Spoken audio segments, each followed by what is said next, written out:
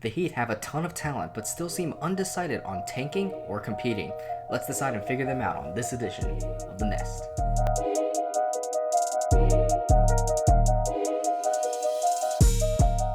Hello everybody, welcome back to The Nest RXP. My name is Rob and welcoming you back as we continue to rebuild NBA teams in their offseason. And today we're tackling the Miami Heat, a team that I am extremely fascinated with. They are one of the, I don't want to say the better run organizations in the NBA, but they are a fascinating one to watch in terms of how they are run and things like that. Also, they have a ton of very talented, very high quality, winning caliber players. So I'm very interested to see what they can do. Now, the big trade that everyone has been kind of talking about with the Heat is them trading for Giannis Antetokounmpo. Between them and the Boston Celtics, I think those are the two teams that a lot of people are eyeballing and seeing like if it's going to happen or not.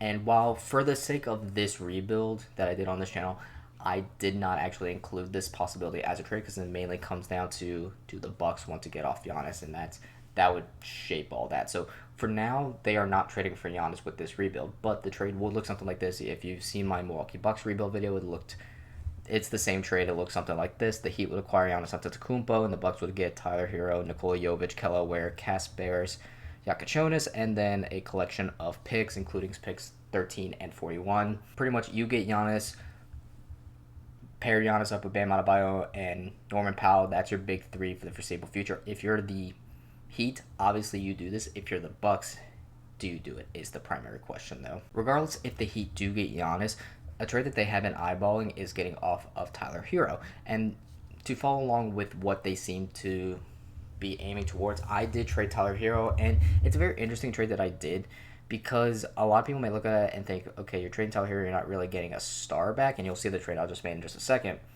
But I think this trade can help because it fills in a decent bit of gaps, also gets off some salary cap space, so you can make some better adjustments in the offseason, and the trade will look something like this. It is with the Cleveland Cavaliers and the Detroit Pistons. So in this trade, the Cavaliers will acquire Ron Holland II, Chaz Lanier, and Nikola Jovic, as well as the 21st pick from Detroit, and the Pistons will acquire Tyler Hero. Meanwhile, the Heat will acquire Jared Allen and Karis LeVert and the 29th pick via Cleveland. Now, why this trade? If you're moving off of Tyler Hero, you obviously want to get one of the positions you're weakest in. And if you re-sign Norman Powell, which they seem to be going towards, that's your shooting guard field.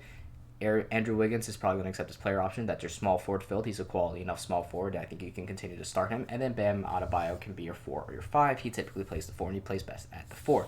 So that kind of leaves the point guard or the center position. And it's kind of the decision of, okay, who do you want to start? Do you want Davion Mitchell to start? Or do you want Kelly Ware to start? And in my opinion, I would rather have Davion Mitchell start with an actual center such as Jared Allen. And you also get Karis LeVert in this trade, who can be a quality player off the bench for you, or you can reroute him again in a later trade to get a guy back. If you want to trade Karis LeVert again for another contract player or just a cheaper contract, or if you want to trade him for like Jonathan Isaac and just get off that contract because he has only $3 million guaranteed, something like that, you can. But you can also just use him. And that's it for the trades, honestly. The only things that I did were a couple free agency signings and the draft and things like that. So obviously I went with re-signing Norman Powell. I have it as a 3-year, $75 million deal, $25 million a year. That seems pretty fair for a guy like Norman Powell. He's on the older side, so you don't want to give him like $40 million or something like that. But I could see it being anywhere from like a 3 to 4 years,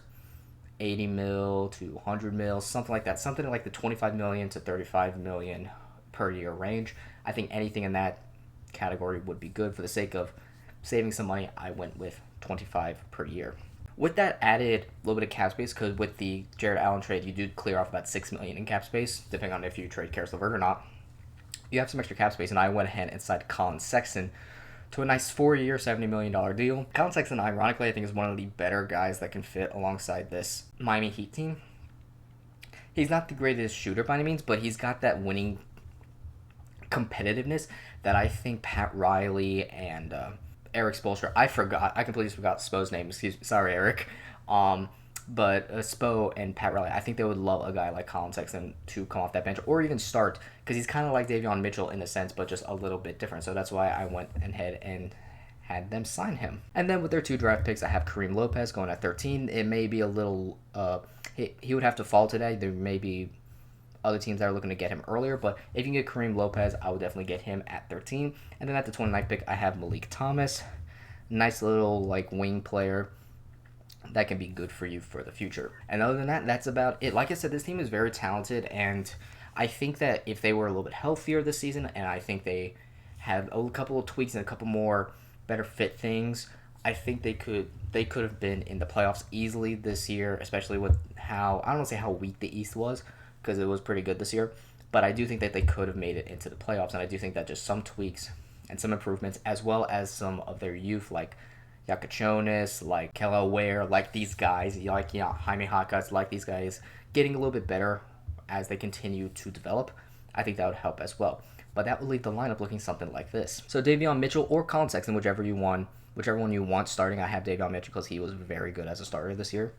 So Davion Mitchell starting at point guard, Norman Powell starting at shooting guard, Andrew Wiggins running the 3, Bam Adebayo running the 4, and Jared Allen running the 5. That's a very good defensive starting 5 in my opinion, and I love that for Eric Spoelstra. I love this for this Heat team as well, because that's, other than Jared Allen, that's a lot of shooting around Jared Allen. And off the bench, obviously, you have Colin Sexton, Jonas, Karis LeVert, Malik Thomas, Jaime Hawkins, Kareem Lopez, Kello Ware, and then the guys like Pella Larson, Drew Smith, and Myron Gardner.